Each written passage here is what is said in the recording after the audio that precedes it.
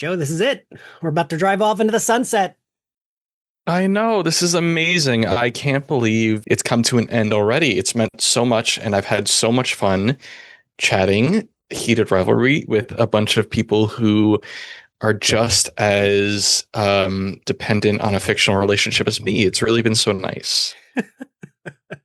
I can't decide if it's made me more or less mentally ill. On the fence here. I mean, since the show has started, I've definitely gotten more mentally ill. I'm not sure if it's the show's fault or just an inevitable spiral that started in childhood that is coming to a crescendo.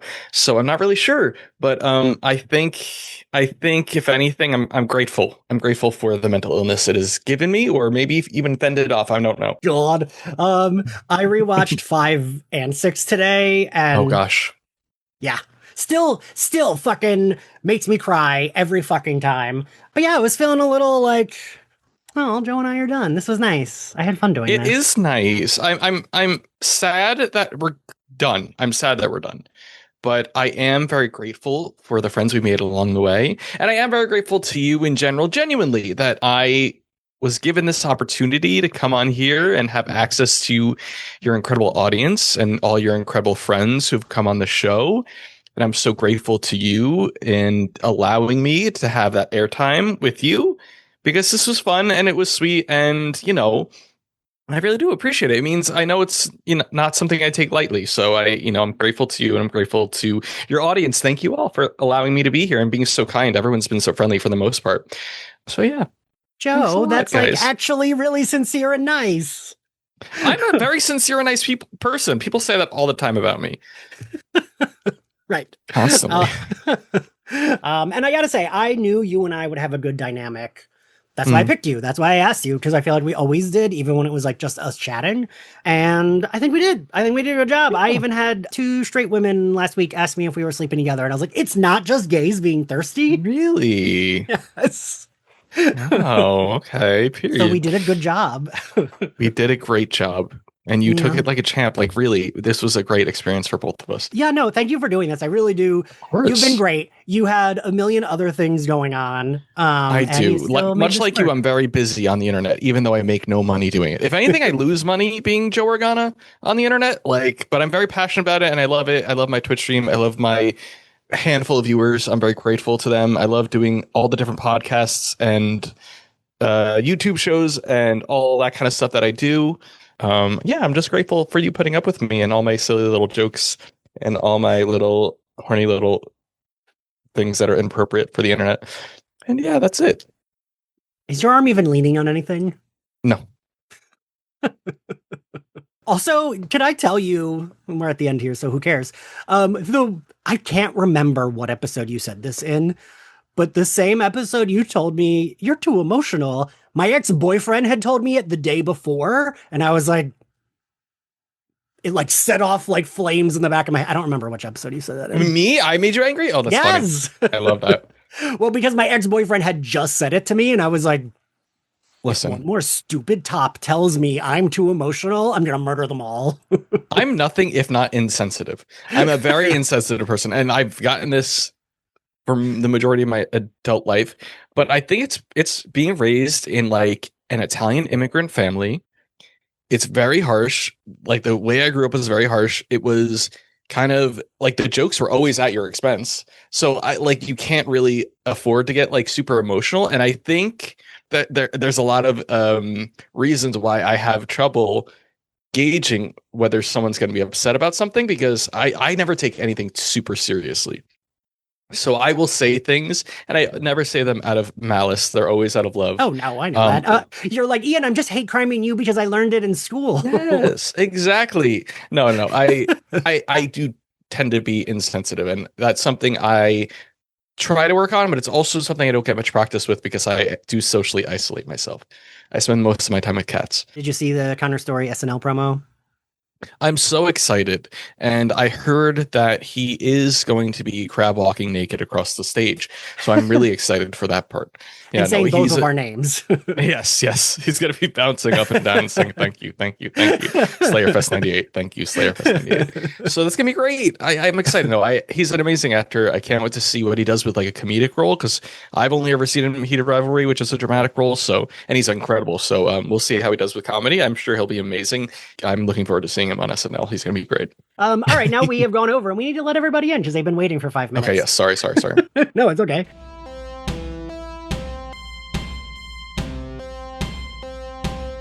Hey guys, welcome to Slayerfest 98. I'm Joe Organa. And I'm Ian Carlos Crawford. And joining us today, she is an entertainment journalist, critic, and sent me the nicest DM about our Heated Rivalry coverage. It's Stacey Yvonne. Hi, Stacey. He is co-host of My Bloody Judy. You know him from AZB, his Patreon, AZB Plus. One of my best friends in the world who I annoy all the time. Oh, goodness. My name is Zachary, Patton, Garcia, Carlos Crawford. His voice. I can't take it. I love it. We are here with the finale. We're here for the finale. We've made it, Joe. I can't believe it's the Y'all have been doing this finale. for 6 episodes. Calm down. It's 6. It's Okay, been a lot of work. we should have had an extra 5 along with it. We've been through so much in these 6 episodes. Me and Ian have truly been put through the ringer. We've bonded emotionally, physically, sexually. We're going to miss these things. We are. We really are. I'm going to miss seeing his cat child sitting on his shoulder. His what? as we're recording. My baby. His cat child. He has 3. One of them's like just on I his do. shoulder sometimes. She does. She yeah, was on likes his to sit shoulder on my when we shoulders. were yapping earlier. She was just sitting Yes. Yeah, she likes to be a parrot, sit on my shoulder. Thank God she only weighs 5 pounds. there. I was saying, Zach, that anyone who has a pet that's needy, I'm like, this prepares you for being friends with me. Having Brando prepared you for being friends with me. Yes, but I give all that needy attention to Brando. I don't have enough for you as well then. So, So we got to split it. Stacey, do you want to go first? Tell us when the show hit for you, when you started watching it. You know what's funny is I always tell people, like, I'm not new to this. I'm true to this. When it comes to queer media, when it comes to MLM, when it comes to fanfic and the genre just in and of itself, I've been in fandom for over a decade, Lord. And I knew about this show, but I originally wasn't going to watch it because Hockey Fix had a very specific place in the fanfic universe. And a lot of times they can be aggressively Caucasian and void of true diversity. And so I was just like, if I want to read a fic with microaggressions, I don't want to read a fic with microaggressions. Right. So yeah, no, thank you. And then finally, a friend of mine was like, oh my God, please, can you get the screener? Can you get the screener? And I was like, well, let me, see if I can get the screener. And they were like, oh, sure. And I was like, I guess I should watch it. And then I was like, send me the rest. Send me the rest right now. What have you done? And just fell head over heels. I'm a lunatic. I am. And my For You page is just, it's so funny because it's like, world issues, politics, feminine, heated rivalry. And it's just like, yeah, this is part of me now. You have range. You have range. Nothing wrong There with we that. go. Well-rounded person. Yeah, it's funny depending on what I'm like very into. It's like pugs, hot guys, politics, and then whatever the thing is I'm very obsessed with right now. And right now it is Heated Rivalry. both fixations are important. Zach, I mean, I know this, but when did it hit for you? When did you get into it? When it came out on HBO, it hasn't even been out that long. So, when most of us did, it came out on HBO, and my husband was really excited to watch it. And Hockey Game In is what I don't know. I was about Hockey Game In, and I was like, okay, we'll watch it. And the first 2 episodes are incredibly sex heavy, but there's really interesting stuff in there too. But I just thought this was going to be a horny show after those first 2 episodes. I'm like, okay, I can do a horny show week to week. That's fun. I did not expect everything else we were going to be getting with it. And, it really justified the last episode. I don't know, just it really captures you and how it turns just horny hookups, in a situationship into emotionally invested sex, right? Like by this last episode. And I don't know. They better not make us wait 2 years for the next season. They turn it You into know what's Ian funny? crying. There is this whole trope within fanfic where, like, fanfic girls will hurt you and will hurt you bad. I'm a little scared of talking about this one. Will have you begging for more by the end, but will hurt you. And I always kind of had a personal rule, like I'm not reading anything below an E or an N, because if you are going to hurt me, I need the sex scenes as well. So when I saw how sex had the first 2 episodes, I said, "Oh, this is going to take us through it," and I needed. We almost went through the booty hole. It was like right there. It was but emotionally, and it did. And the emotional booty. That part, right?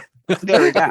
The emotional butthole. Of course. See, Stacey, it's funny. I'm not usually a romance girly. Like I've like dived in and been like, this is cute, and then that's usually it. This is the first time it's like fully hit for me, and it's funny. I've had students talk to me about it this semester.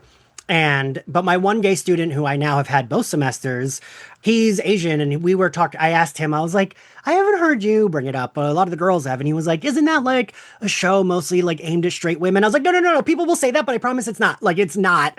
It's so much more than that. And he was like, I watched the first episode. It seemed like it was just sex. And I was like, it's not. The sex is there the first 2 episodes. I was like, but I promise. I cried through the last 2 episodes. And he was like, all right, maybe I'll watch it. I was like, please do. But a lot of I have a student, she's on the women's hockey team, and a student who's on the softball team at the college. And both of them, they're like, oh, our whole team loves that show. And that they like text memes back and forth. And I love that. And one of them's a queer girl. And the thing I like is people do, I feel like, derogatory, be like, oh, it's for straight women, but it's not. 'Cause I feel like I know a lot of queer women that also. Well, there's this kind of misconception, because I've seen a lot of that discourse, and I feel that it just tries to pit the, straight women against gay men. And it's like, of course, you have bad actors on both sides, but for the most part, and for the majority of it, we're all in this together, babe. Because when we talk about the idea of fan fiction, the majority of those writers are women, and they do their research, and, they talk to people. And of course, a bunch of the readers are gay men, and that is the place where they feel safe to express themselves and to, actually talk about sexualities. And so the idea that it's just for like any one group is such a strange kind of concept. But romance is its very specific genre, and it has rules.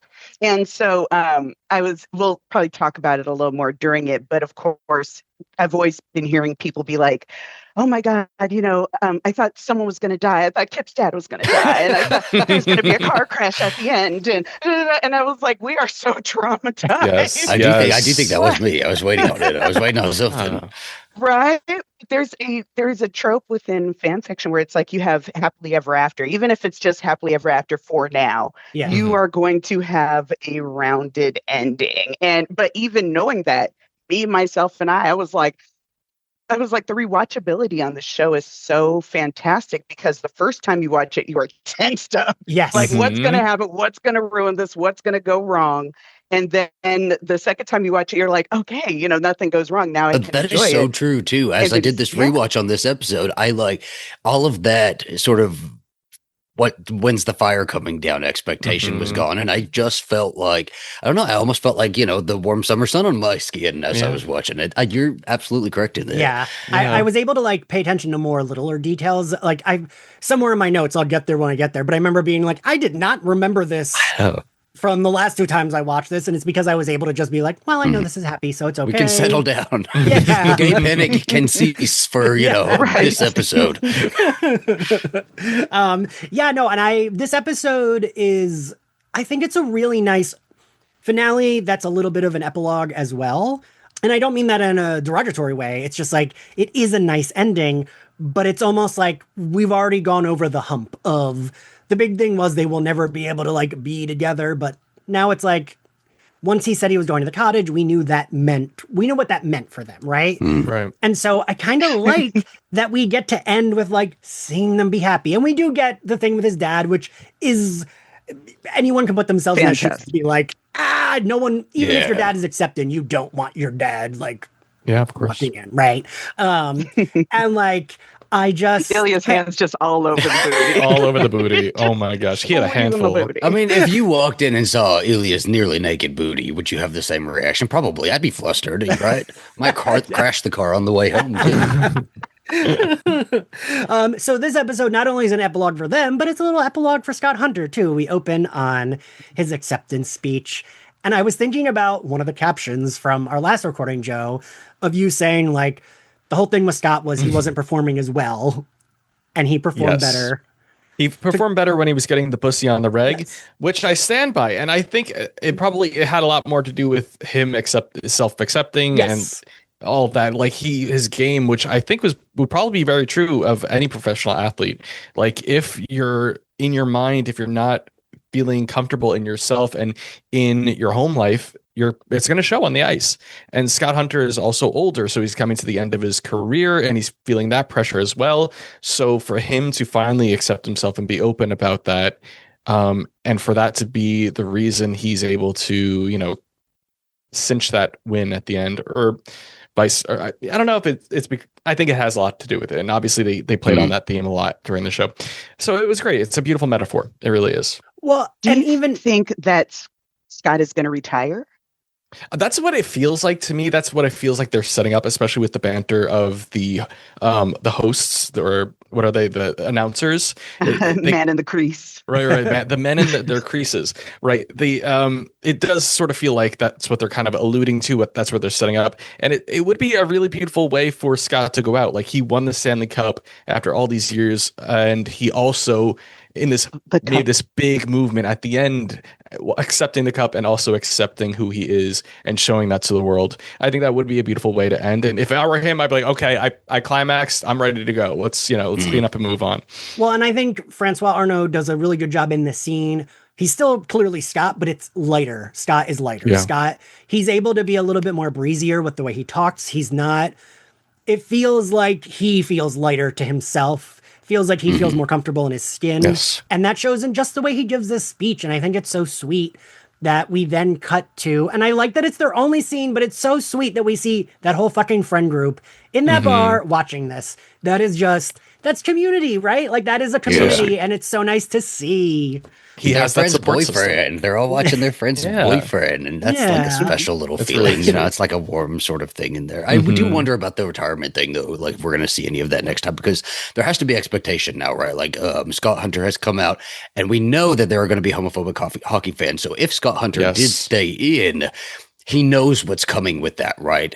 They're going to be like hyper fixated on his performance, looking for any little thing that they're able to like tear him apart over, right? I don't know. I love Scott Hunter so much, and I get we only got the 6 episodes. It was, for X, Y, and Z reasons, smaller sort of like production on the show. But it would have been so nice to see the aftermath of all of that. Leading up to this point, even the fucking phone call with Ilya and Scott, right? Like I need those didn't know things. about And, That cracks me up so much because I think canon-wise, Scott can't stand those things. He's done with them. And I love the idea of Ilya. I think he said that he didn't mention anything about him and Shane, which leads me to believe he didn't say anything about himself. But I would love the thing of being like, you inspired me to come out, and Scott being like, that was not for you. You stay in. He's a You're grumpy gay, but I older still gay. despise you. Grumpy older gay, sick of these newbies coming out. Move, kid. Me on this podcast. Yes. And I wouldn't mind if season 2 did a little bit more of splitting up the time between the two couples. I really wouldn't mind seeing that. Stacey, did you read the books? So I did the audiobook of the first book, and I haven't started the second one yet. I did the audiobook just of the second one, but I think they did a really good job, more so than the books, of like building up the peripheral characters, of making it not a ensemble per se, but having these characters that we know, like we can look at the bar scene and be like, oh, we know those characters. They feel attached Yes. to their lives, They right? do, They feel yeah. attached to the story Thank and you, everything that we're Kyle. getting to see. Yes. Yeah, and which is impressive because again, the show did so much with so little, and those characters do not have much to do, right? Their scenes are sitting opposite our main character and listening to their story, right? And so to have that effect where we see them in the bar and know that one, know that one, know that one is pretty impressive. Yeah. Yeah, I mean, I think of when Joe and I interviewed Bianca Nugara, who played Maria, and she was like, I don't know, it's not that hard to just like sit and watch two hot people flirt and be cute together. She was like, I liked doing it. And I feel like it seems like it was, and she said that like Jacob hugged her. I feel like all of them said Jacob was so welcoming to all of them, which, I mean, Zach and I are fans of shows that we know the set maybe wasn't so welcoming and nice. But I do think it really helps a show when the set is like, I think of Joe, I think you were on for this too. Agatha All Along, like that cast clearly loved each other. It's called chemistry, you know, when the cast has chemistry and when they're not feeling tension with a terrible showrunner, you know what I mean? They're gonna feel happier. They're gonna come to work in a better mood. They're gonna be able to like bond with each other and not trauma bond, and and that shows on camera. All these side characters who, like you guys said, had very little screen time. The moment they came on, you knew who they were, and they had few lines, but they were well done, and the acting was incredible on the show, even from the side characters. Like everyone did such an amazing job. Every time they came on screen, they delivered their lines in a way that showed you who they were as a character, and immediately you knew them. And even though they had very little time, they were dimensional too. Yes. Like we talk about the women on the show a lot because they are not on screen as much as they feel like they're on screen because their presence is really felt. They don't feel one-dimensional. They feel dynamic. They feel powerful. They feel important to the story. And that's not something a lot of shows are able to do. A lot of the times we watch these big Marvel shows or other big productions, and you have these side characters and you completely forget who they are in the next scene, let alone us like still talking about who's your favorite like side character, you know what I mean? Like, and people love these side characters, and I hope that they get more to do in second season. Someone like Elena, she feels such like a big presence. She's in one episode and in one scene of this episode. Yes. But that feels like a character we know. That feels like such a fully formed, important character. Like, and we know what their life is like in that moment. Like they only show us like a quick little glimpse of that, but I can like already start putting together the full scene around it, right? Yeah. And what their conversations are probably being had and all of that. And you know what's really nice about the show is like it's created pre-ego, right? Nobody in this cast, nobody in this crew has an ego. You know, they're all still fresh. They're all just happy to be there and working. And it's really nice to see like the earlier starts to that because you don't know who's going to like blow up and who's going to have an ego and who's going to become terrible. And, you know, so we've got the early days here. I mean, I love you said that because Francois was a first build on this. And I was like, oh, he must be a producer or whatever. But then I was thinking, I was like, oh, he was the biggest name on this show. My baby Francois, as he should. I love Francois all day, every day. I just my love mother. that I need him wearing more skin tight shirts running. Can we get it And if on they a could be loop? wet. 24 hours. Yes. If we can wet them, sure. I'll be there with a spray bottle if I need to be like, you know, that's my job, I guess. Yeah. I can. I'll be You're so assistant. generous, Zach. You're such a generous person, Zach. Yes. I think so. You really are. I don't know if y'all saw, I mean, Stacey, I know you're kind of like me involved in like the fandom discourse. People were like, well, but why wouldn't Kip be there? I'm like, yeah, but who cares? He probably wanted to leave after he like accepted his award, right? Yeah. Well, it was budget. That was 100% budget. And that's just one of those things you kind of have to flit away. And I'm sure Scott went running straight to the Kingfisher afterwards. Right, And that's they had what I a big thought. party, you know? Yeah. Like he went to meet them and they all got drunk. Yeah, like that's kind of how I saw it. In the book, apparently there was a Scott Hunter night at a gay club. And Ilya ended up going. And I was like, where's that scene? Yeah, I would love to see that. See, again, throw an extra million just for that party. Let's get that. Maybe if someone independent wants to parody that on the internet for a video, I would watch that as well. Just putting that out there on the internet. I think that's for L2 to start. It's already get going. We got to do that, Joe. So we go to July in Ottawa.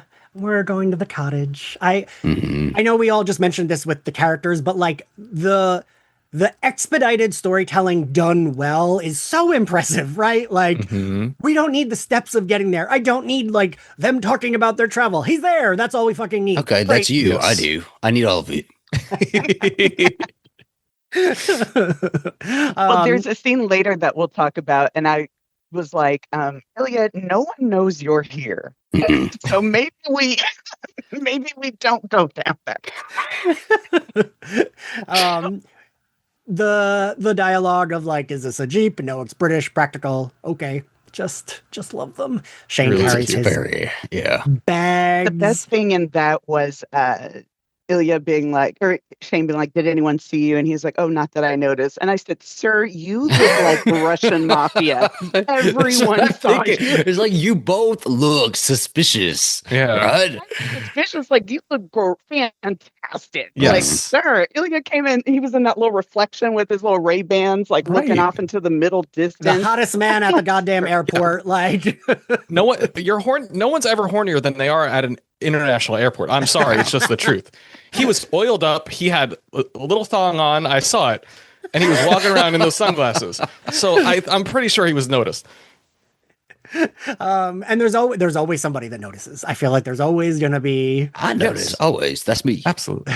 Yeah. Yeah, you would notice. They were saying if this were the world of the hockey girlies, because that's a whole other subset, they would have clocked him immediately. Mhm. So I was saying, like, even season 2, they were like, "Oh my god, did Ilya just run his hand down Shane's back?" I know, they're Like, y'all would have they're been tweeting it. They've Yeah. taken secret pictures and they're tweeting. I think he's going to the cottage. you Yes. know? Exactly. There's fan Yeah. cams on TikTok of every Shane have a interaction I cottage had. nearby.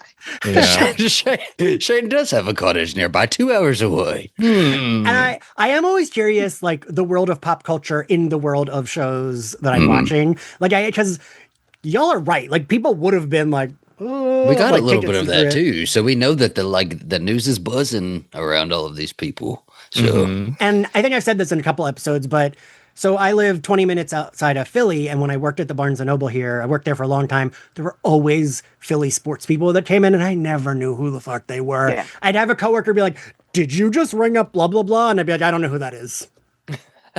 Even in EP3, when they were like, "Oh, is that Scott Hunter?" And he's like, "Huh?" He's like the hockey player, and they were like, "Oh," and I'd be like, "Who?" Yeah, me. That's me. They get to Shane's cottage, which is gorgeous. Mansion. it is. I mean, as Stacey can nice. showcase. Can where we she's see? We've got a live. visual Yes. here. We've got the visual. Yes. Absolutely. All gorgeous. glass. Take us on a House. tour, Stacey. He's got please. Right. great taste in his There's my architectural well. design. Oh. There's my well. That is literally the note that I'm like, he has a fucking well.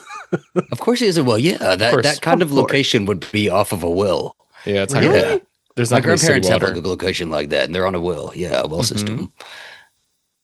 But like, how do you make sure it like? Don't I'll you gotta show like? you the well next time you come. I'll bring All you to right. the A lot of well. people Okay, are we'll on give you well a water, buddy. demonstration. Yeah, and it's not like a well. Like you're thinking a full wishing well, where you go and Yeah. you like sit down and you make a wish, and Smar's in there, and it's not like that. So No. then, I'll send you a picture. I'll Google Okay. image. Okay. I'm like, isn't that a well? What Samara was in the ring?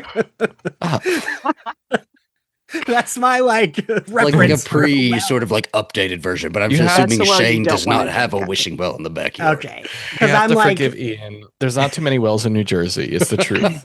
That's And- yeah. in all fairness. I've lived in New Jersey and in New York. There's not. We don't have Y'all have There's those. a lot wells of in New York there's a lot City? of wells in New York State. Yeah. New York City. Yeah. I lived in Brooklyn. Like, Okay. Travel upstate. Let's go. Let's explore a little bit. I'm going to take you to a well. leave the house first, Joe, and then we'll go upstairs. Wait a minute. That sounds like a threat. I know it You to a was. well. You guys heard it. That's recorded. Into? That was recorded. So Shane mentions he bought Coke for Ilya, mentions as well. I have to say, so this is where like Zach and I were talking on the phone last night, and as Zach pointed out, my brain has not been in like the best spot. And I was like, I had a moment of, you're too fucking happy. Stop being happy. Everyone's too I'm being happy. happy. No, it's summertime. The girls are outside. Yeah, Ian. Ian, if you had a very sexy 6'8" man oiled up in your cottage alone for 2 weeks, I think you'd be happy too, buddy. Like, But I no, think yeah, you're no. that, I'm not that saying little grimace you have on your face would be turned upside down. Would you? You'd be I could on all find you a fours rent barking boy. like Would a you like seal. one? We could rent you We can do somebody that. in do you the see what happens cottage. on my own podcast? We can do this. I'm all about creating moments of joy. If we need to make this happen, we will. He is so charitable. I love Like a him. make a wish. He's so sweet. Make a wish. There's an old dying gay man. Oh, in I don't. Grizzly. Okay, we're rewriting the narrative Make here. a wish. Oh no. This is completely off topic, yet somehow still completely relevant. But Yeah, there it is a there's a reel where it's like Shane and Ilya's real conversation, and it was like, why don't you think Britney's blackout ever really went as mainstream? Oh, And I was like, that should have oh been my in God, I here. love That's the Willa Ford. pop culture stuff we need right Absolutely. now, right? They would have been having conservatorship conversations. Yes. Oh my At God. this time. Please. Oh, would that have been And I this was like, I time need to frame? see that. Mhm. Yeah. And Lemonade would have just come out, so we would have been talking Listen. Lemonade. See, both of them What about watching the it. elevator? I don't know. There's a Lemonade reference in a fanfic somewhere. Maybe I'll Somewhere. find I'm it later. sure. I'm sure there is, and I can't wait to find it. I wouldn't mind seeing them sitting on the couch, like they turn it on. They're just like, oh, let's put that on while Oh, they're yeah. like sitting on the couch. That'd be cute. It's just in the background. It's so Yeah.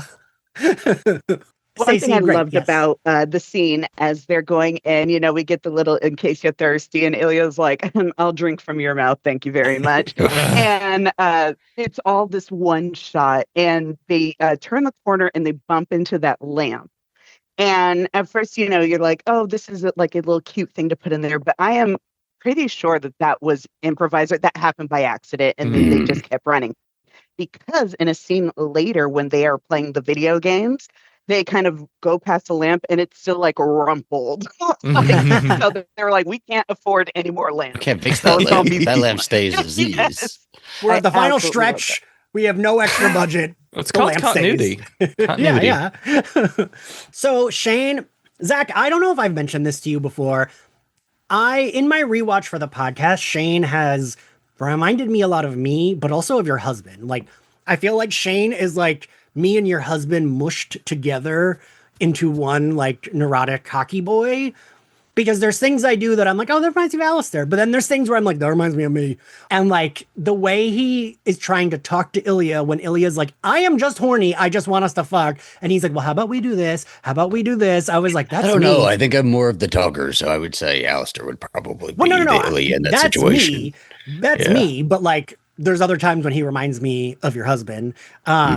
But like this, I was like, yeah, this is me. I'd be like, well, I need to make sure we have this planned out. I need to make There's sure. something really special about a moment like this, like bringing your boyfriend. And I know they're not using boyfriend here, Not yet, yet. right? Okay, Yeah. which is they go to love before they go to boyfriend. Mhm. I don't know. There's something, but for all intents and purposes, boyfriend, bringing your Yeah. boyfriend to your place for the first time, getting to show him your favorite things. This is my Yeah. favorite thing about this part of my house. My light dims like this. All the boring shit. I'm like, here are And my he wants toys. to do that, right? Like even in the car scene, just like a moment ago, it did still have that like air of awkwardness around it, Yeah, still, yeah. right? Like we know we're having a conversation later, but like I don't know who brings that conversation up. When does that conversation happen? What do we talk about? So Shane is still like very much in that, and I don't know. He's cute, and I think he's so cute in this episode. Like he's so Oh, yeah. lively in this episode in his own environment. Yeah. You can tell that comfort. And one thing that when they were in the car and he was like,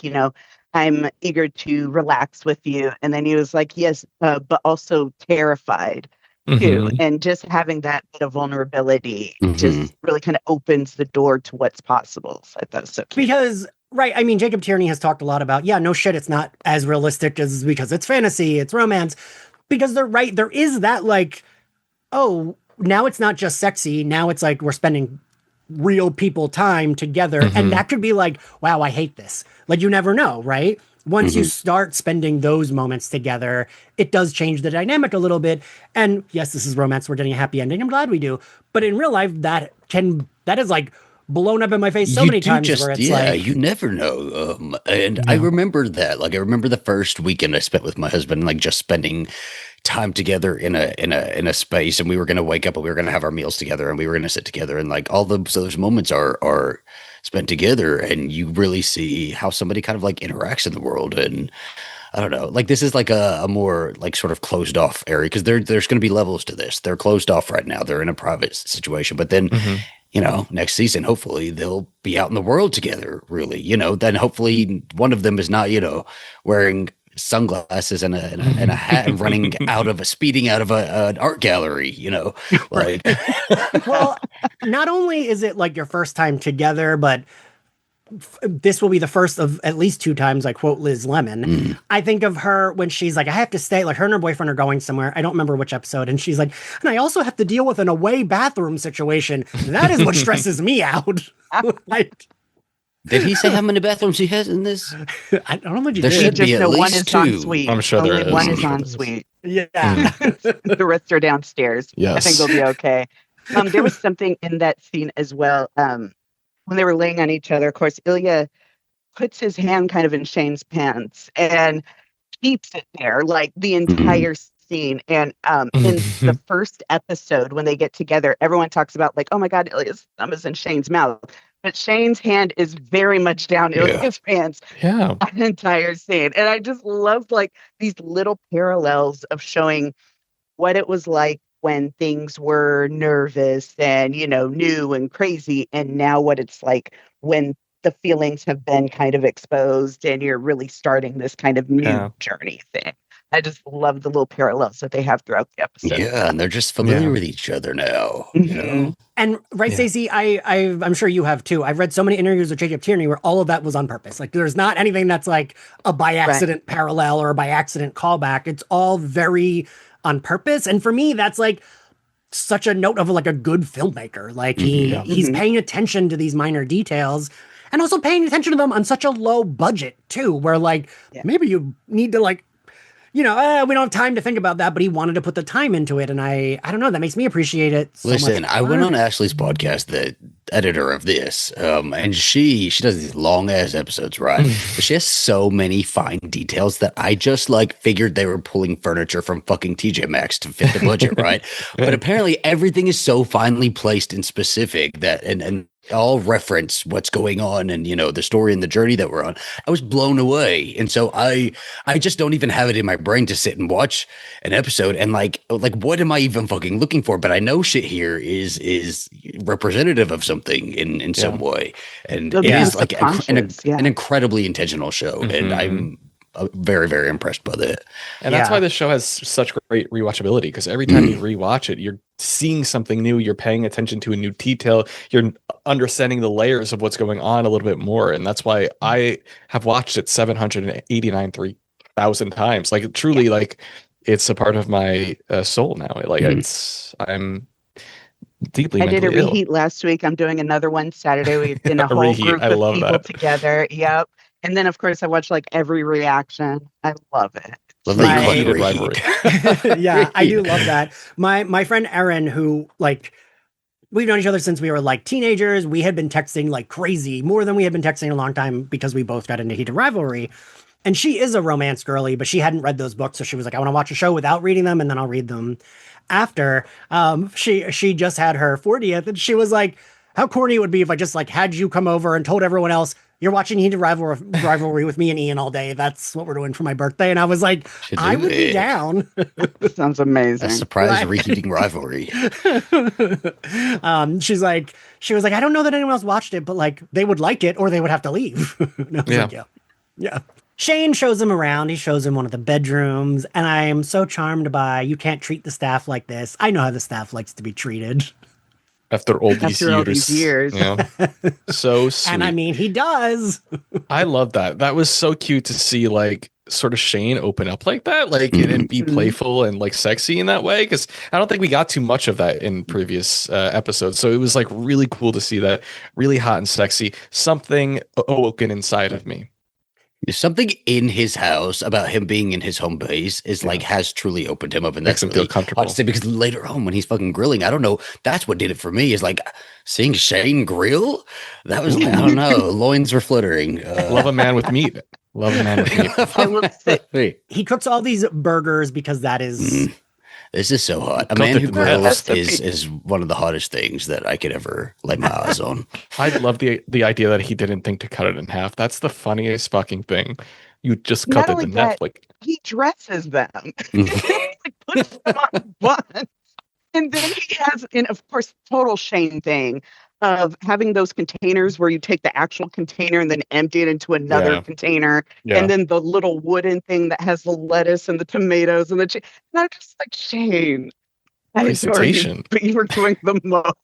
I have full confidence he does this on his own too. So Yeah. like this is him. Absolutely. Mama time, right? He appreciates some presentation, and I appreciate that he appreciates presentation. I want to see I- inside his fridge. I feel like everything since- is so insane looking. He He's takes one of those cereal women out on, of the box and puts it in a clear plastic container. Yes. He's one of those Mormon moms on like organization talk. Gosh, you know what I he mean? is. Like I know he loves secret loves some Mormon wives. He Like, loves that's what is the his container favorite show store? right now. He loves Yes, he that loves the shit. container store. He loves that shit. Ilya wants tell me about your parents.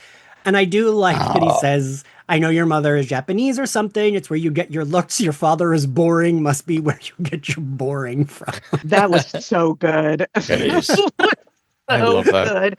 Between that and then like the season 2 bathroom one where he's like, oh, the New Yorker, and he was like, oh, so your boring is genetic, and then we get the wow, genetic, Wow, which genetic. kills So me cute. every time.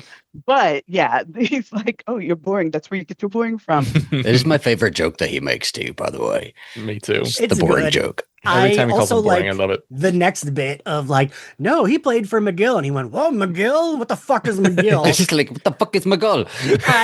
He's such a brat. And I gotta So say, cute. I used this screenshot set in one of my slides in class this semester because Not I the was gay like, agenda. I was making it using into a schools.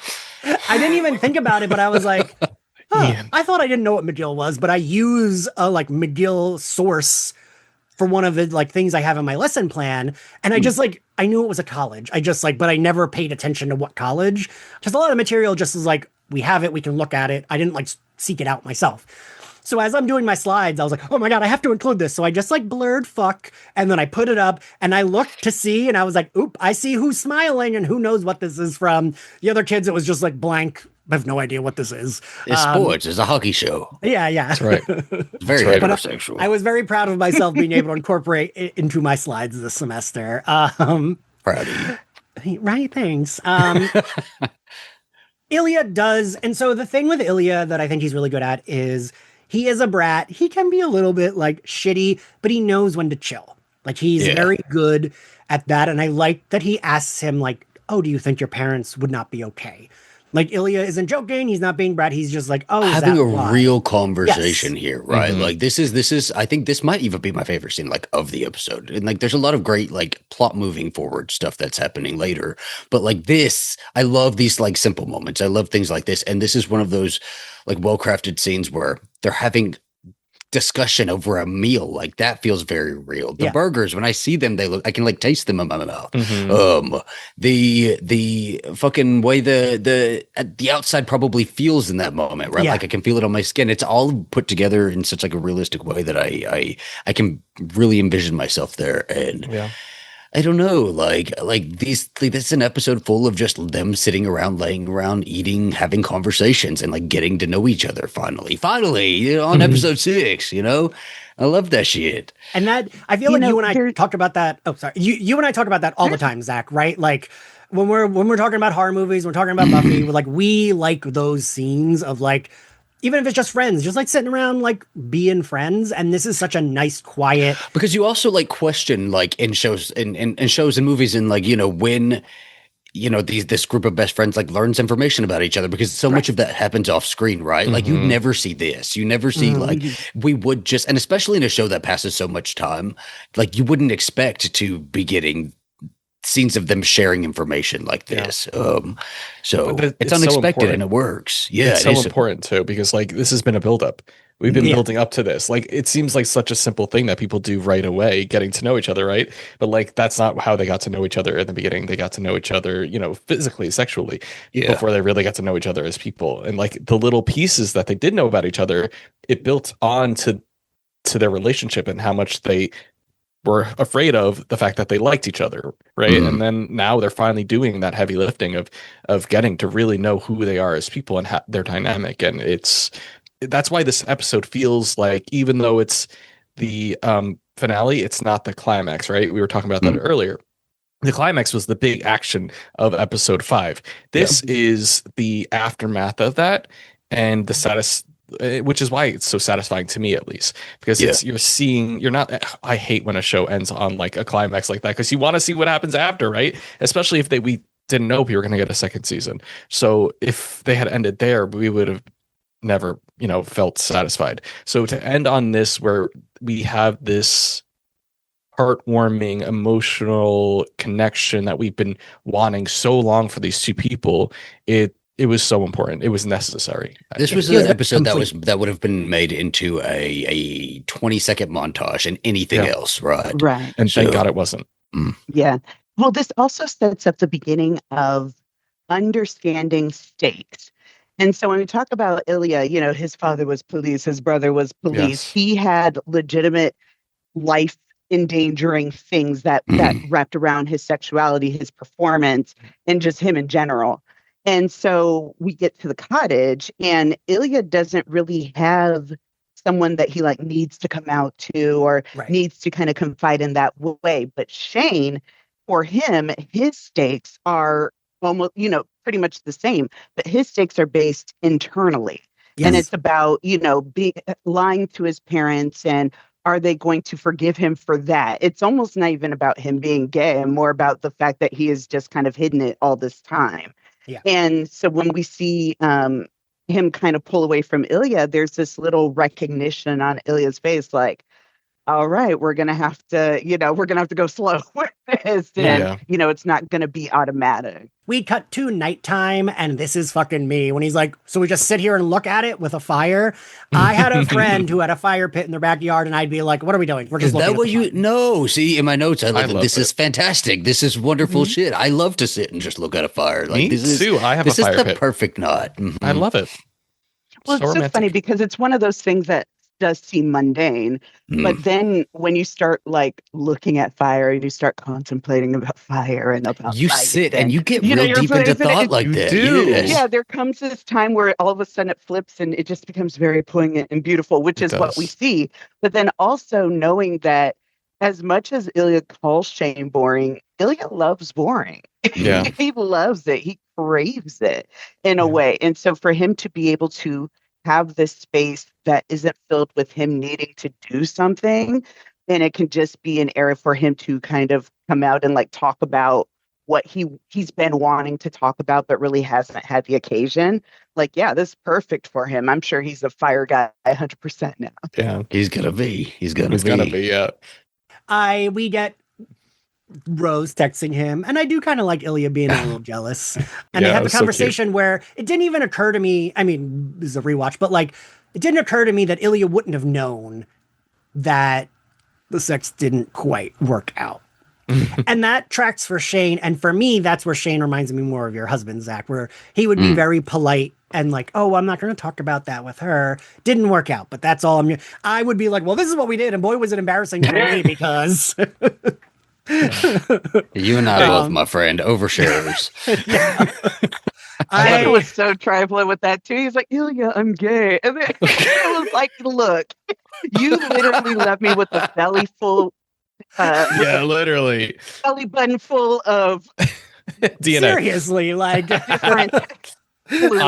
Connor's story face when he's being jealous over Rose is the cute. That's insane. I want to extreme. I have cuteness aggression. I want to choke him. He's so fucking cute in that moment. I love that scene. It's so adorable. And then speaking of cute, the fucking loon and him what the fuck is that? That also fucking feels like me because I am not an outdoor cat as well. And where I'd be I don't know what that animal is. And I seeing Ilya, and Shane does too, see when he's you're actually scared? He's that sounds like a fucking wolf. Yeah. I mean, he's a city boy. He's from Moscow. A loon call is not commensurate with its size. So I completely understood. Yeah. But talking about rewatches, the number of random loons Shane has in that house cracks me. Really? See, again, I didn't even see that. Didn't even catch it. Yeah. There's a lot of decorations, right? Yeah. Mm-hmm. They're cuddling by the fire a little later, and man, all this makes me cry. The dead mom feels come in How dare hard he? with all of this. Yeah, when he's like talks about finding his mom. Oh, no, he said by accident. Mm, She accidentally swapped Yeah, the whole bunch of. yeah. It was so How sad. are you burying the lead on this? yes, Why are you setting this up like an in Soviet Russia joke? right. I'm also like, I bet that that's how he's heard it all of these years. You know, I'm Mhm. sure Yeah, his probably. dad probably said some stuff because there was something he says right after that. He was like, I don't want you to think she was weak. Yeah. Yeah. And that is so tragic because It you is. can tell his family, especially his dad and probably his brother His too, are brother, very yeah. much of the kind where it's like, you know, oh, be strong. We don't like any, you know, weakness, Yeah. and anything that isn't something that we approve of is considered weak. And you see that his mom just had to escape and, you know, just had to get out. And they're, of course, probably called that weak. And so he's Yeah. like, this person that I love right now, even if I can't, you know, fully articulate that I love them, I need them to know that my mom wasn't weak. And I was Yeah. just like, oh, So sweet. Heartbreaking. Ugh, seriously, like, the next morning, they wake up, and I really like that the first thing Ilya does, he looks at him, he's like, I like you. I like you. It's so It was cute. so sweet. They play the video games. I love Ilya being, I'm on the fucking cover of the video game. Such a flex. I love it. Hayden calls. This phone call. My everything. Was This that in is the not book? gonna know- Is this there in the books? I just finished it too. I don't remember. There is, but they don't go too much into like the conversation. It's more of Ilya being like, I can't believe he's letting me do this. Like, this is crazy. He's not stopping me at all. I was like, I know what this conversation was. And I want to know how much of it was improvised by Hudson. Because it all sounds like, oh, her stepbrother, oh, her brother-in-law, Mark, oh, that's too bad. And I'm like, what? And I want to know how much Hayden heard because there's no Right. way he wouldn't hear just a little bit of the. Someone said Right. Hayden sex addict. He was not being Pike. subtle. No. It was not being subtle. You're right. I mean, he's Hayden subtle. Hotel Masturbator Pike knows what's going on. Yeah. He knows what that sounds like. Yeah. And Shane Ilya, had no chill with it. No, he was he could not breathe. He was he's like, he my mom's so annoying. I'm happy to hear about your family. yeah. So I want to point out, because Zach knows this about me, I love that Shane says I love you to Hayden because I do that with my friends. And I like seeing that it's like he's doing that with a straight guy friend. Like that's very like sweet and tender Uncle to me. Shane. Yeah, That's good for them. I love that for them. Yeah. Because Ilya says it to Svetlana. They say it, I'm sure, all the time, but like that is it. I'm sure that is the only person aside from Shane that he is saying I love you to. That's true. They cut to them with their phones on the couch, which felt like the realest. This felt very real. Like they're like sitting on the couch looking at their phones with their like blankets on. This is also shit I wanted to see. My face off. It was so cute. When you were talking Touching cuteness toes. aggression, this is when I was like, let me Yes. just like ram my head into a wall a few Same. times. Especially when you have like their little feet Their all like touching. toes. And I'm like, get out of here. And it's like I love it. 2016, right? This is July 2016. So, like, my brain, while I watch the show, I'm always trying to think of like period specific things. Like, what would they be looking at that time, right? Because there was I don't know, it was such a moment. Memes were just starting to like, really come out, and we had Tumblr. They were sharing Tumblrs with each other. There we go. Yeah. Tumblr. Unfortunately, what I relate it to is who was president. And I'm like, but I don't remember seeing vines about him. I thought that was so funny. I was like, we literally, their situationship has gone through like 3 presidencies at this Gosh. point.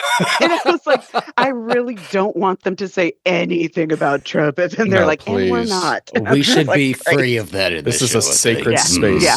Heated Rivalry is a sacred I think space. July 2016 was when my grandma was in the hospital calling him racist, saying how much she hated him. I'm like pretty Yeah. positive that was the exact month I went to see her in the hospital. We're in Canada, okay? That's happening Yeah, in the sure. US over there. You know, That's right. So they're talking about Shane is already like, he has ideas. He's like thinking of, what is it? Ilya. Wait, did I just jump in my notes? I Wait, think I are we did. on the couch? Still, I- because Still then on the this is when couch. Ilya comes up with Yeah. the idea, and Shane is like, "Or I could kill you. Yeah. Yes. I could marry I could Svetlana. marry you out." But this is when I said, "Ilya, no one knows you're here." So maybe we reframe this conversation a little bit because Shane looked like he had daggers in his He- eyes. He was so mad. He looked like an angry little kitten. And so I'm normally the jealous girly, but I'm like, that makes sense. Yeah, fucking marry Svetlana. Then he can be there. Who cares? Yeah. No, I would have been Well, like, you're but not Shane marrying doesn't fucking know Svetlana. Svetlana, and That's that's right. why I thought was so interesting about this. Because like we know her, and we know that like, oh, that Well, might actually not be a terrible idea. He knows but that Shane he's has been with no connection. Svetlana before, That's though, true. right? Like, that Yeah. would Well, make me jealous. But like Stacey was saying, we know that she's not. She knows she's not, Yeah. and she's not some like. I don't know. I feel like she is a girly that is like, sure, I'll have sex with you. It's good, but like, I'm fine. Like, Yeah, I don't but think she's Shane needs to pressed. meet her first. Right. Shane doesn't Yeah. know that. Yeah. And it's No. also like the first day of their relationship. You know what I mean? Like, how about we not talk about you marrying someone else? Well, we're not talking about that. and when he in- was like, when those tears started getting in his eyes, and he was like, just don't marry Svetlana. We'll figure something else out. Figure And then something else out. Ilya's like, okay. And I'm just like, I can't say. So And let then me go Ilya's down by talking the about- well and think about it. Yeah. When It's I so sweet tell how you- Ilya immediately like clocks how Shane feels. Like he's one of the He few is people like- that truly understands Shane and like understands the way his brain works, because obviously he's on the spectrum and maybe he has trouble sometimes with social interaction. But Ilya like really has been consistently pretty good about understanding, especially after all these years, because he has fucked up a couple of times, like that last time on the couch when he was talking about, I've never seen you with a girl, you know, like that wasn't the right, and he's learning and he's figuring it out. And he clocks it so quickly on the couch. I thought it was really sweet. Like, oh, he immediately also he knows- knows. Shane's been thinking about this all fucking night, right? Like, he has been Yes. up in bed, titties out, Dark. thinking. So sweet.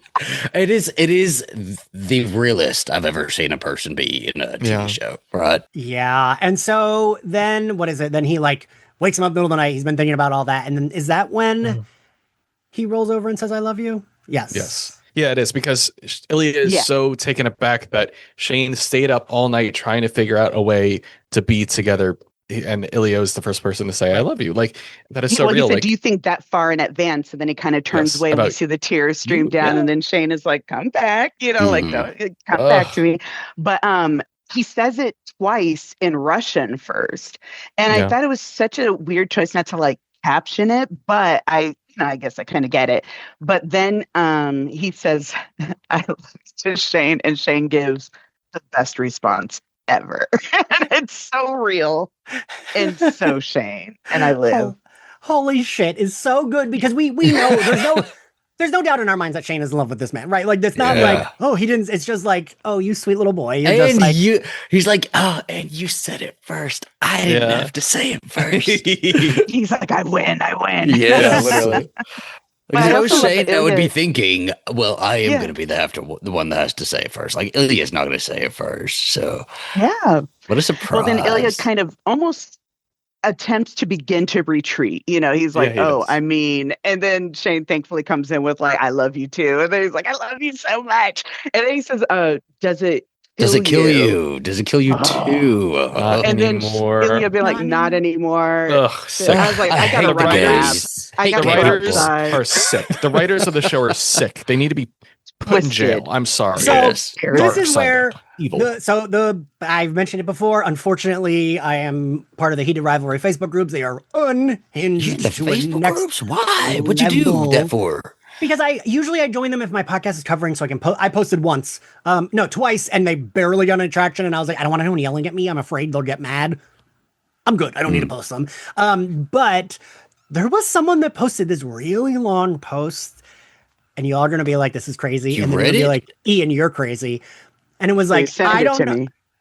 I don't know how to deal with the happy ending. It makes me upset because I've never had this. It makes me upset because like I feel like I will never have this. I don't even remember who posted that. I was thinking of that person's post while watching this, and I was like, am I that person? Am I fucking mad? I think that's such a real thing, though. I think that's a very specific and real thing, and a very honest thing. Because But it's I also even- kind of like a bean soup thing, you know, the whole thing about like, oh, here's my recipe for my favorite bean soup. And I'm like, but I don't like bean soup, you know? And it's like, okay, well, But I don't know what to tell you. But I think it's like, it's almost like I've never had beans, but I want to have them so badly, but I can't have them. So I don't think it's quite that, because it's like, I do want them. But like, I can't, like, I haven't had a fucking happy relationship in 20 years. I like, one of my exes is my good ex and the other one is dead. So like, that's it. And all the rest of them are awful. I mean, but you could start playing hockey. I could, you know what? You're right. And find somebody. It's true. You just got to put yourself out there and on the ice. At my gym, it's a joke that Ian's got to get that hockey butt. And like, everyone knows that it's the show that Ian posts about. And my trainer is always like today I was doing squats and he was like, you better do a heavier weight if you want that hockey butt. And I was like, fine. Apparently they ate like a pound of ground beef. Yeah, yesterday. So like, I think you're fine. You'll be okay. God. So we watch them watch the sunrise together, which is so sweet. Before they fuck, how do we let this happen? We are both very stupid and irresponsible. And I was like, I love them. And then they fuck with the finger in the mouth, and it is so goddamn hot. That's when on the bed. Yeah. Mm-hmm. Yeah. We have one sex scene, not two. Well, I mean, there's the Hayden phone scene, but okay, then okay, gotcha. Yeah. I'm on track now. Yes. And what a difference, because we had our situationship fucking, which lasted, whole episodes long, and then they like withheld sex from us and they would cut it, right? And we didn't get to see that anymore because the feelings were starting, and so they were doing that whole reversal thing. And now we've said I love you, so we get to see. We're privy to that now. We're allowed back into their emotional state. I remember during episode 5, everyone was so excited. They're like, oh, there aren't any sex scenes because it's about feelings. And I'm like, I loved that more. Yay. Honestly, I thought that was fucking incredible. I thought I was like brilliant. Yeah, same. Oscar, win all the awards. Agreed. And I get it 100%. Yeah. But I said, especially with the sex scenes in 1 and 2, if their relationship is told through the lens of their physicality with each other, then I want to see kind of what happens before the feelings and then what happens after the feelings. Yeah. What does that sex look like? What does that lovemaking look like? Agreed, and to just not get any of it. And it's in the daylight. In the daylight. But, Beautiful. We get to see each other. Scene in EP6, and it was such a nice little thing, because you think when it starts, it just kind of shows them like chest up. And, you think that, oh, maybe they're post-coitus and, they're talking or whatever. But then you see Ilya's face, and his face is like, what? Is someone talking? Yeah, he's in it. Yeah, he's in it. Another time, another place, and just the best place he could be. And then they kind of do that pull out. And or they don't. give it all, and I was like, "Thank you." We don't know if they pulled out. Did they show that? I don't remember. I don't believe they did. I don't think. I'm not. This is what happens when you're a podcast with a bunch of gay men. booty I'm full of sorry. babies. It's Shane being in control, like that whole. We can talk about like topping from the bottom or whatever. He has that thing where he's like, first he does the finger in the mouth, and then takes a little break, and then he just grabs him by the hair, and then grabs that jaw, and I'm just like, Shane. Yes, thank you. Well done, sir. Well done. Post-sex, Shane is asking Ilya about his mother. Shut it down. This is so sad. This is so sad. She would have loved you. Amazing. So wonderful. That's such a good line, too. Well, Shane is so thoughtful, and I don't think Ilya's had too many people that have been very thoughtful about him, and especially about his mother, who is probably kind of seen as like a shameful person in his family. His father, I'm sure, was really harsh on her even after she died. Same about the brother.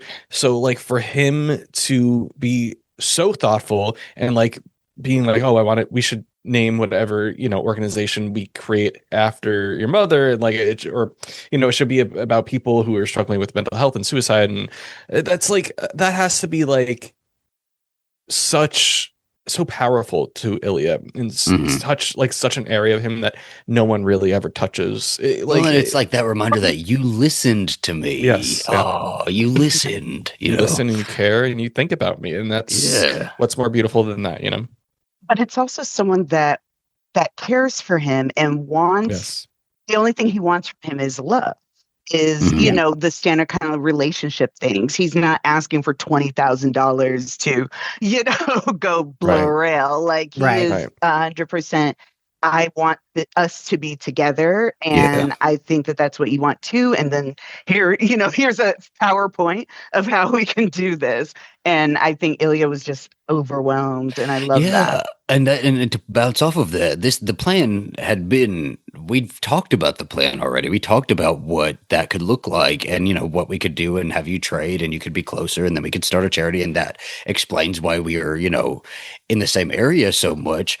So like a detail like, oh, but we could make it about mental health and suicide prevention. That wasn't a detail Shay needed to think about. They'd already sort of like figured they could have been a charity about fucking anything, women reading books on the beach during summer vacation. It's like, sure, it could have been anything. Yes, but it's just I the would fact. donate. I would donate. It's the fact that he just kept thinking on it and so thinking sweet. that this is something that I could tailor towards somebody that I really care about is what made it just so beautiful and And so I gotta say, it goes beyond just a situation they have to do in order to be together. It becomes about a real thing. Yeah. So there's also like a dead mom thing where it's like, it sucks that she won't get to know you. Like I think about that all the time.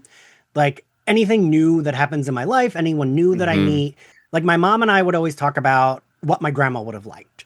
Stacey, one of my favorite stories about that is my mom and I, when I was helping her to bed one night, she was... Joe, I don't know if you've heard this story. Zach has heard it 85 times, and I'm sorry. She was like, we were talking about her mother, I was very close with, and she was very close with her mother. Like, she always took care of me. I was her favorite grandchild.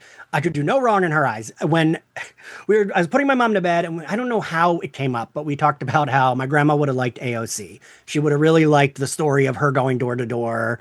Like, my grandma loved a woman who did not need a man and was very like... Because she came from like old school, like you got married at 18. Like she talked about my friend Robin, who was a single mom and remodeled her kitchen by herself. Like my grandma was like, she doesn't need a man, and that's why she's great. Like she can do it all on her own. My grandma thought that was like the best thing in the world, which is so cute, right? That an older lady thinks that's good. But so me and my mom were talking about that, and my mom was like, I think she would like Cardi B too. And I was like, I think she would too. And my mom was like, because like my mom was like, she would have liked that she was a stripper and she made her own. She would have loved WAP. And like, my grandma did like that. Like my grandma grew up super poor in Puerto Rico. She would talk about one of her friends was a sex worker and her parents didn't let them see each other anymore, but she would still secretly like exchange magazines. And then my mom goes, yeah, she would have really liked her. Ian, what does WAP stand for? And I was like, oh shit. It all comes back to WAP. I can't tell you by looking you in the eyes. And I was like, I just can't. And she was like, oh, you're Whips such a and prude. pens. You could just play it for her. Yeah, you could just like put it on. Yeah. And she just like called me a prude. And I was like, that's fine. I'm still not saying those words to my mother's Wigs and face. pumps. Say it right now. Say it right now. I want you to release yourself. Release yourself. I'm very like serious. Say it, Ian. Say it. He said, WAP. He still won't do it. That's repression. Anyway, together. So then we get one of the cutest moments of give me kiss in the water. Ilya's little handstand. It was so cute. And his little like he's got his like tongue hanging outside of his mouth.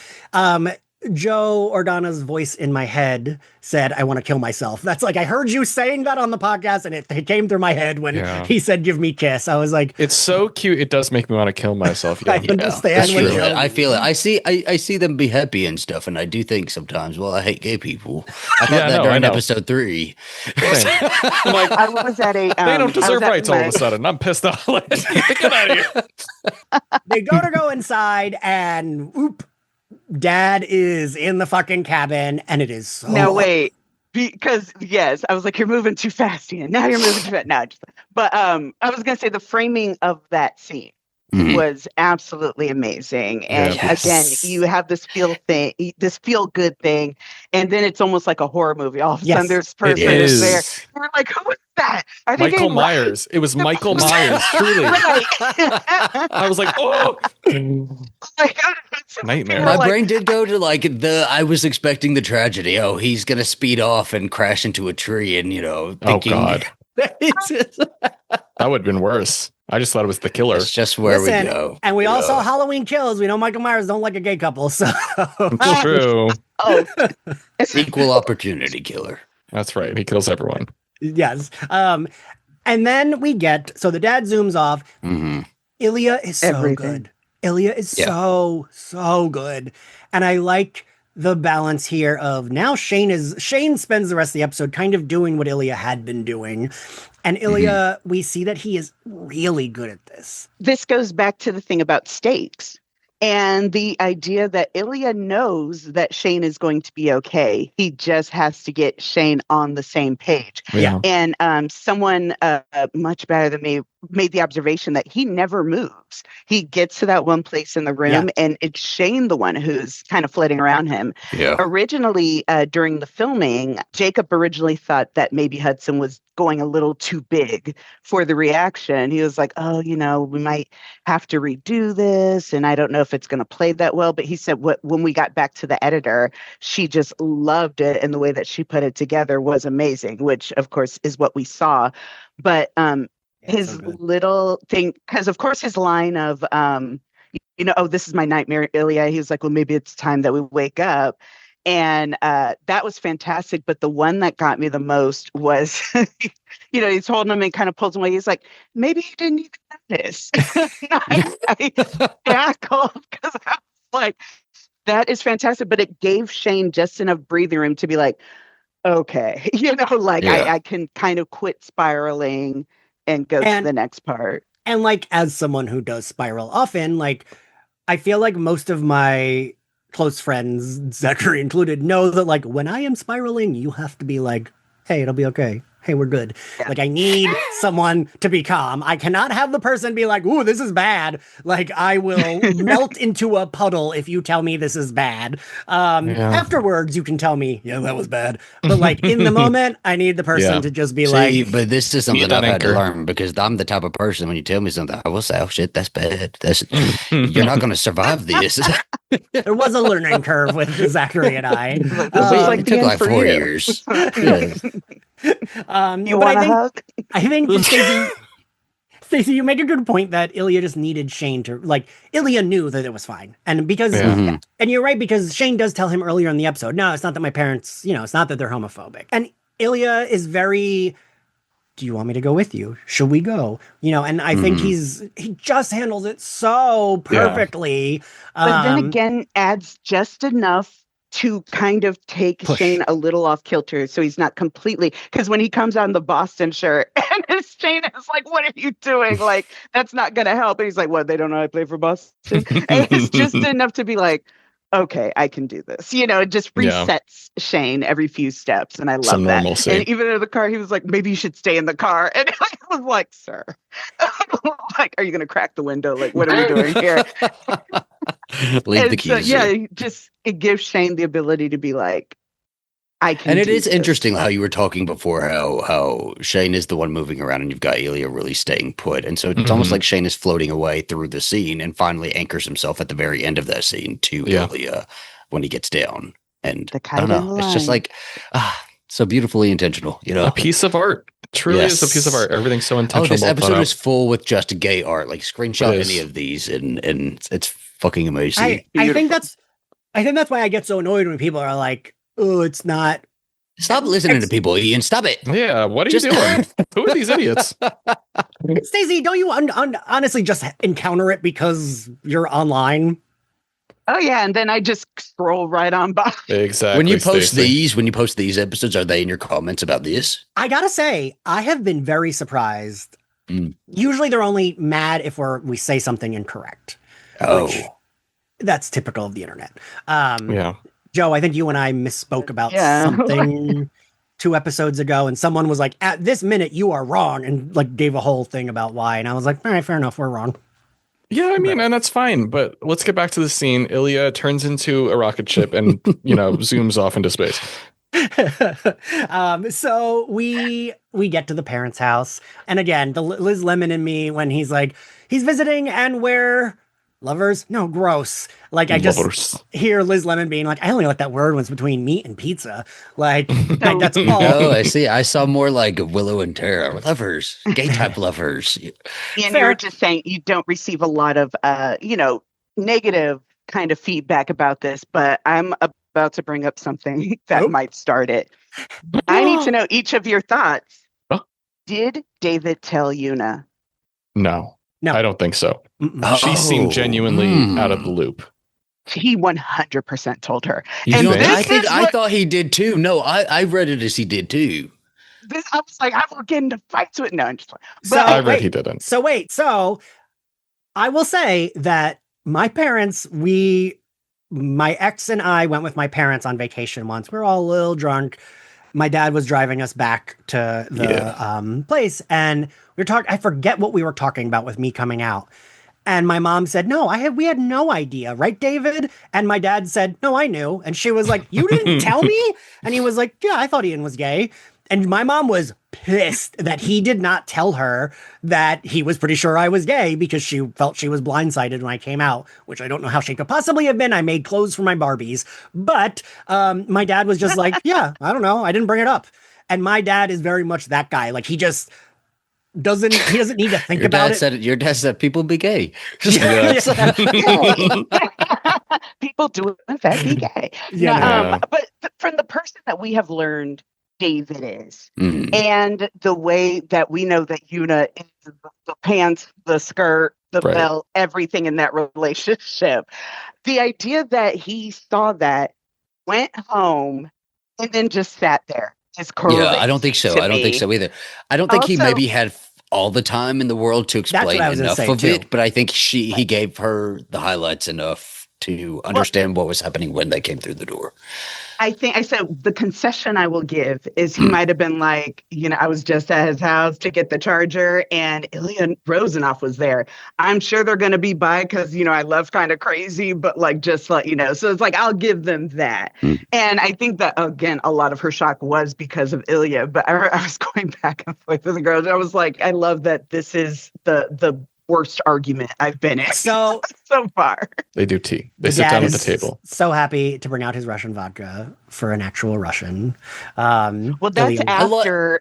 So it first comes tea, Yes. and then Yuna's like, Then, so right. what? Or David's like, when did this happen? And they're like, oh, since rookie year. He's like, before rookie year, not helpful. And we have David being like, wow. Luna's like, I need something stronger. Wow. Timing it, Yeah. timing everything. But I my love the favorite- dad's excuse for being there too is the charger thing because it is so like time period Such a specific. Do you dad. remember Yeah. when the iPhones were just like moving through the chargers really quick? Yes. So It's such a dad thing Um, to do too, is walk in on you and your secret boyfriend to get his charger. Like And he that's so called. real. He called Yeah. several times. We Yeah. find out his phone had been ringing all morning. I They love were the phone was busy. ringing all morning. And Ilya was like, it must be Rose. F that girl. Shane did not have a free hand. I'll tell you that. He did not have a free hand to pick I up love that that phone. it's like the Chekhov's gun, but it goes off like the next within that scene. It goes off. I loved my favorite part of that scene was being like, oh, so when did it start? Or she was like, you've been in love for all these years. They're Right. like, no. No. And I was joking with my friend. I was like, I love the idea of Ilya being like, oh no, we were just falling in love. Yes, you were correct. No, your son's a little bottom, and I was fucking him. Like, well, and I do like that when Probably they not. say lovers, and Shane is like, all right, no one's allowed to say that word again. We get the sweetest fucking scene between Shane and Yuna. This is so Love Simon has one of my favorite coming out scenes. Buffy the Vampire Slayer has one of my favorite coming out scenes. And this is now up there with one of my favorite coming out scenes. This is so sweet. And I like that she's not too emotional. Like once they start crying, she's like, all right, Very in enough. character. Yeah. We're good. Let's Mhm. plan, which we have seen Shane do over and over again. So we know that that's because I saw some. from his mom.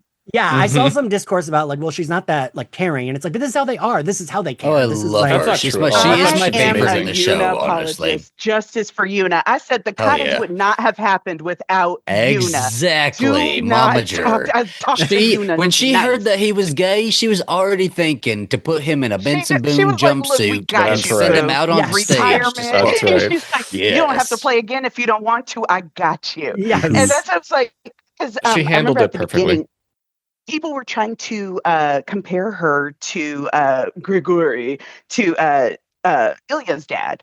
And I was like, no. I No said, comparison. yes, she is very business minded, but she knows her son has a goal and she knows exactly how to push him to get And to she that loves goal. him. And her And she differentiator, loves right? him. Okay, so people show that they care in different ways in a way that's specific to them, right? Her way of showing you that she cares is not, and this is what shows it, it's not, oh, well, how are we going to hide this? It's how are we going to monetize this, right? Yes. So, like, that's, I don't know, that would do it for me. I'd be like, okay, you're not It's so asking me to, like, how are we going to hide this from our sponsors?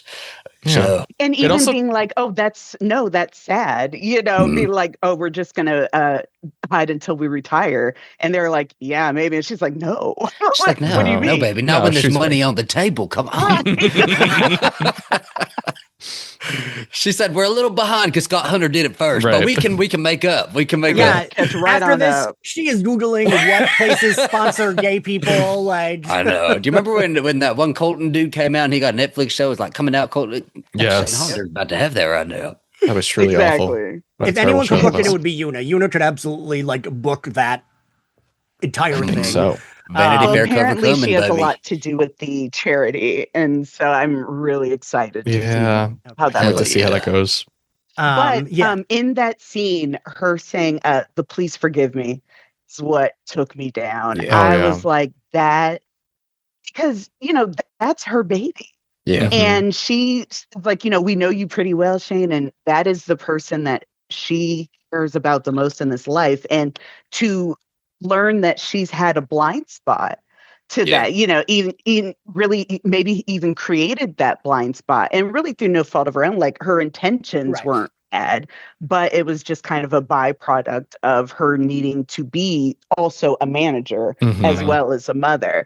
Yeah. And so her saying the please forgive me, and then him being like, I forgive you, Mom. On the ground. Devastating. Nice. So sweet.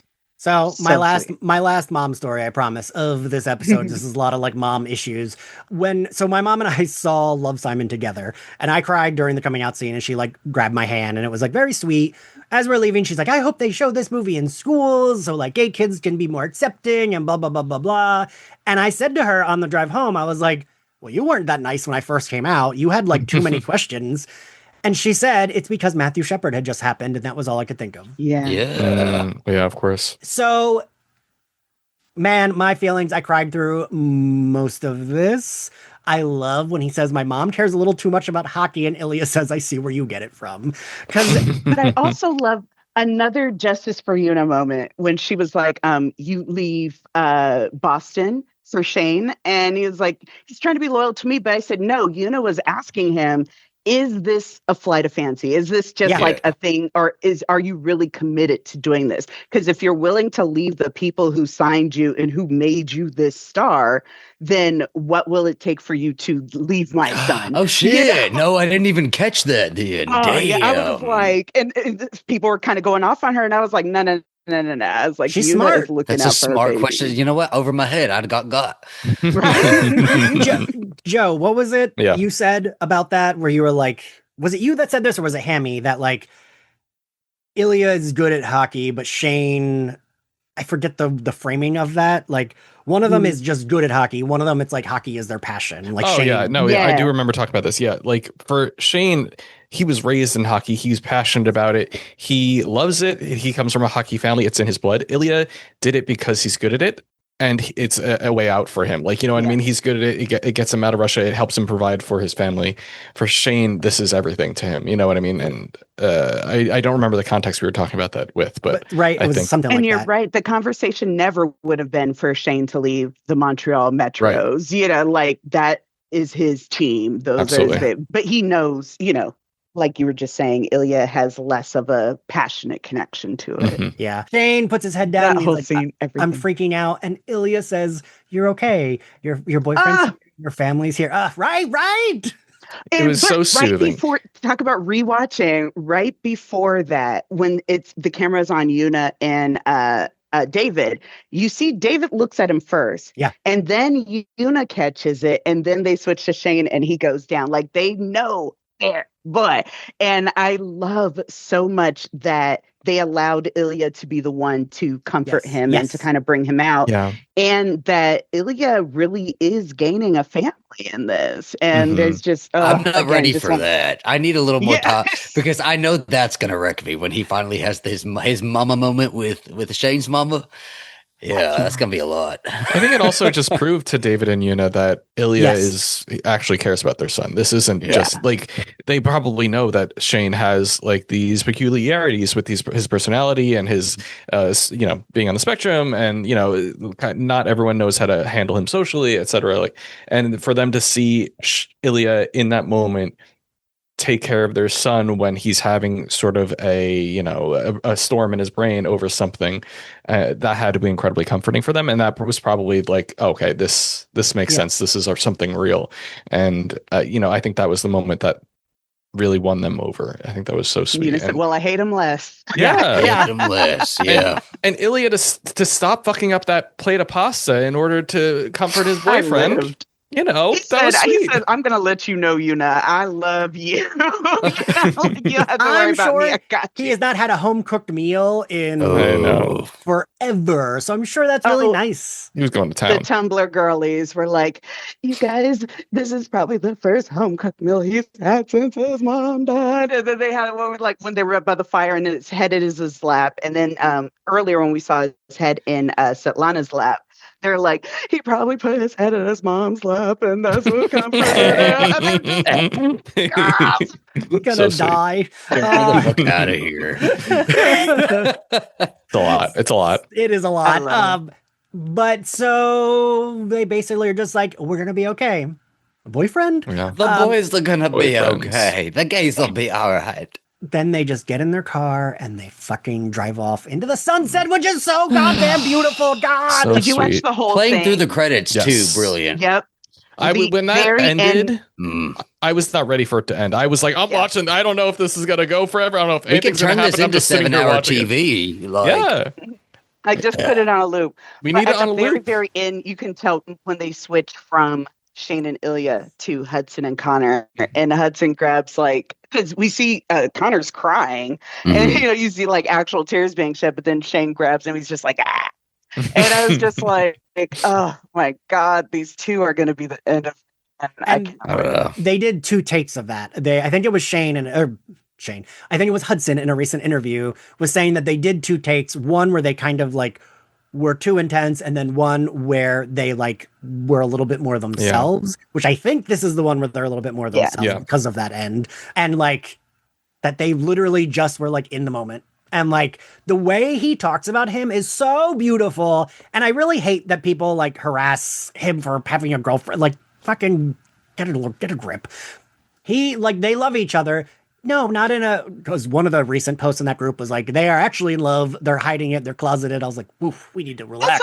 They always do that. Yeah, that's just kind of fangirl 101. But then I used to know what it's called because I was a teen wolf girly. Golly.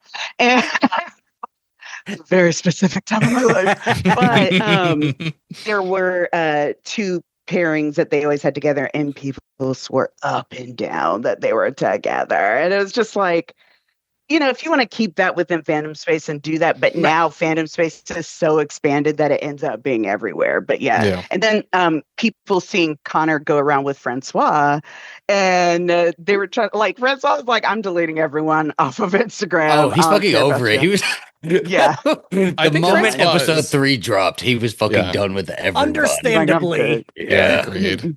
Before we get to our little closing statements, let's check in with what everyone else that has been on for this season thought of the finale and the season as a whole. I'm Johnny, and episode 5 made me reawaken my love for love. I love just seeing the way everyone has reacted to that specific episode. So that last scene has really made me believe in audiences again also. And episode 6, I would say, was a real beautiful re-understanding of being in solidarity with your queer children. And also did great things for cottages. I'm so excited for cottages to be up on Airbnb or wherever you get your cottages. And, because I love a cozy cottage and, hobbits unite, honey. Hi, I'm Versha. Episode 5 has caused me to listen to Wolf Parade on repeat for basically the last month. It's been amazing. I think the Scott and Kip kiss scene and Ilya and Shane's reactions is truly one of the best scenes I've ever seen on television, ever. So I absolutely adore that episode. And episode 6, The Cottage, I think it's one of the most beautiful endings and pieces of television that I've seen, to see them so quietly in love and together. And Jacob uses music so well throughout the whole show, but like for the first 30 minutes or something that we're with Shane and Ilya at the cottage, there's no music, there's no sound. It's just them. It's just the lake. And I think that's really amazing too. Hey everyone, it's Michael, Black Gay Comic Geek. And I would say for episode 5, I was able to hold it together for every single episode. Like, I was tearing up a little bit, but episode 5 is where I lost it. Bawling like I was a newborn baby, just fully crying. Like, I fully loved that episode. And by the time it ended, and I was like, we're going to the cottage and leading to episode 6, man. I would say episode 5 and 6 are my 2 favorite episodes of the entire season. Like, I just love the romance, the yearning, the intimacy, the cuddling, everything that happened between Ilya and Shane. And it's something that we never really got to see when it comes to 2 queer men and just the level of romance and intensity. So Jacob, Tierney, you did your big one on that one. Hey, I'm Nikki Marina, and my thoughts on episode 5 and 6. Me and my husband got up, like jumped off of our couch screaming, cheering at the end of 5 twice, right? Twice for Scott and Kip, and then, once for Scott and Kip, and then another for I'm coming to the cottage. Like, that was just such a cool moment, to see. It's also a moment to demonstrate why representation matters, not just for those of us who are, going through the world and trying to, express the truest version of ourselves, but just to remind us that other people are watching, maybe others with not as big of a platform as you, or that look up to you in some way, and that when you are the fullest expression of yourself, you give somebody else permission to do that. And that's what happened in episode 5. That's why he goes, I'm coming to the cottage. And so that was just such a beautiful moment. And then episode 6, it's nice to see them in this stressless environment where they're, to allow them to be in their element and truly each other for the first time, and to have these cute little moments like give me a kiss when they're at the lake. I love that, I love that for those characters, that they get to be with each other and be themselves in a completely unmasked way, with no anxiety until the end, of course. But then I love that it ended in relief for both of them. And I love that it ends with them driving into the sunset. Again, as the token straight right now, like I've seen a lot of queer media in this past year, and it still seems to end in just despair and tragedy every time. And so I imagine that it's revolutionary to see a same-sex couple literally driving off into the sunset instead of having to worry about one of them fucking dying. So I think that was beautiful. I love that. Yeah, it's so important. Like it's so great that these stories are being told, and I'm so happy that I'm just happy that a Canadian, director Yes. put out there first, like something like this. And it just was done in such a tasteful and I was sobbing. So I mean, just all God. of the it's just great. Very necessary. And yeah, like the way that it was done, I totally agree. It was very, like, it just felt very supportive. And like this, especially with the parents too, like those moments, like Kip's dad or Shane's mom, that moment, like, man, like I don't want to go back. I'm like, I'm pulling at my heartstrings. Like, it's just those to have that support within the show and not make it this whole thing, and just it's just life. We're just vibing and we're living, and this is real stories and real people, and like this is what it is. Like, this should be the norm, Like, it's kind of sad that this is like, it's only now in 2026 that these are the way that stories are being told in this way only now, but I'm happy it's being done. And and it just blows off and pops off like this as it should. So yes. Yeah. Hey, Slayerfest 98, this is BJ Colangelo, and over the last few months, I and our fellow legion of superfans have been watching with increasing annoyance as media outlets and major trades desperately try to understand why so many people have just been completely smitten with Heated Rivalry.